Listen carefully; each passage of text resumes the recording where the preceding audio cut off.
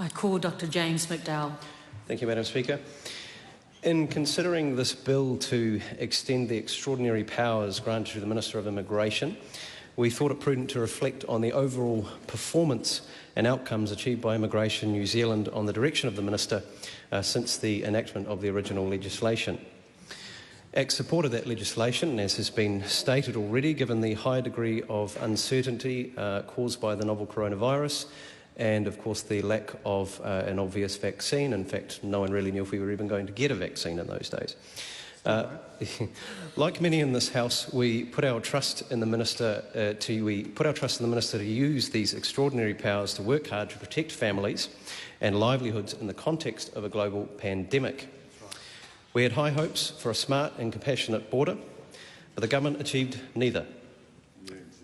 It's also not just about the border, it's about the treatment of migrants already here in New Zealand. That's right.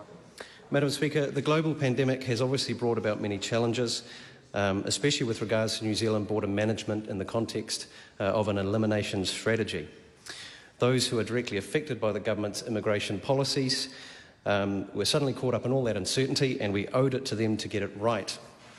What has unfortunately occurred repeatedly over time is that the Minister has leaned on COVID-19 as a convenient sole excuse for a department that has long performed appallingly and is only getting worse.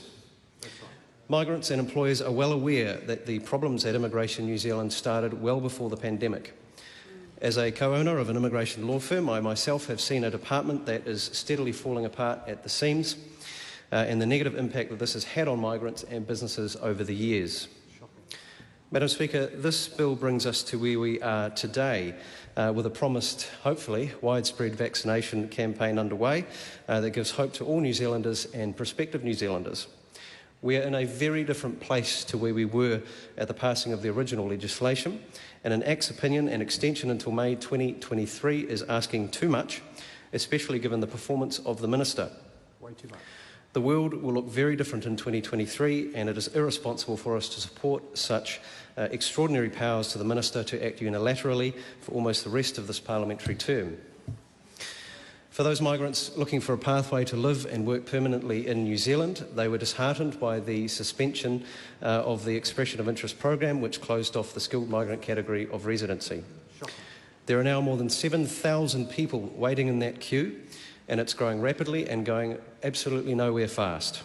Talk about shooting yourself in the foot. Given that application wait times for just the existing skilled migrant category applications can exceed 2 years and is most likely getting worse, I think the Minister needs to be upfront to those waiting in the queue.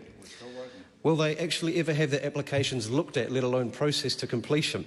I find it hard to imagine. Or will the Minister have to face the reality of the calamity that he himself has caused? Natural justice, that's what they want.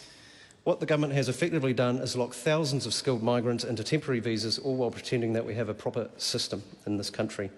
This is also bad news for employers who reach out to me on a daily basis to express their frustrations over the lack of skilled people available for work. And with families being split, many migrants are giving up and leaving New Zealand. Not funny, Minister. On the other side of the equation, the border exemption process is an absolute lottery. It's a shambles and barely evaluates people's circumstances properly. I heard from one migrant who actually won that lottery, and good on her. She made more than 40 applications, all saying exactly the same thing, and then finally got approved. I mean, what planet is Immigration New Zealand living on, seriously?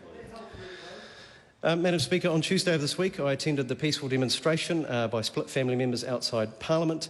Many of them are highly skilled migrants, healthcare workers, teachers, scientists, and so on. Their stories are heartbreaking, years without seeing their loved ones, including very young children. Government doesn't care. Resolving their desperate situations doesn't even require extraordinary powers, and there's certainly enough capacity in MIQ. In fact, there are 1,000 spaces today. Gee whiz, is that right? 1,000 spaces. Unbelievable. If the Minister had been doing his job properly and using his extraordinary powers for good, he'd be responsive in granting visas and entry so that families can be reunited with their loved ones. It should have happened months ago. Yet here we are without a plan from the government. Well, they don't have a plan, and without hope. Unfortunately, it's gone into the Minister's overflowing too hard basket. The RSE situation, as we all know, is dire, and the policies of the government to try and address this have been totally insufficient, with fruit rotting on the ground season after season, growers closing down after decades of being in business, and with our exports suffering while many Pacific Island countries have been COVID-free for a long time or have never even had COVID. An absolute disgrace. The government's efforts to fill vacancies with Kiwis have utterly failed, and we're now even seeing health and safety taking a turn for the worst as farmers and long-term workers are at the point of exhaustion. Beyond desperate, in the words of one farmer whom I spoke to.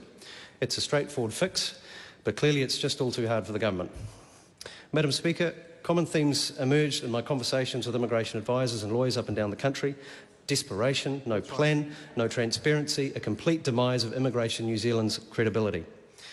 One well-known immigration advisor, and I'm happy to say former Labour Party supporter, said to me, "I thought this was a listening government, caring, kind, but that has long been eradicated." Oh no. Others in the sector told me that people are on the brink of mental health breakdowns, Great Labor Cabinet Minister. with councillors overwhelmed with migrants in crisis. And I The last smart one. hope the migrants in crisis with mental health issues know that the Minister is laughing at them right now. Exactly. Many are entering poverty, living in vans because they have to look after their families at home. The result will be a long-term traumatised migrant population. Madam Speaker, with extraordinary powers, there needs to be extraordinary accountability and extraordinary performance. This bill removes a layer of accountability that frankly should be reinstated. The primary legislation, despite its shortcomings, should be respected.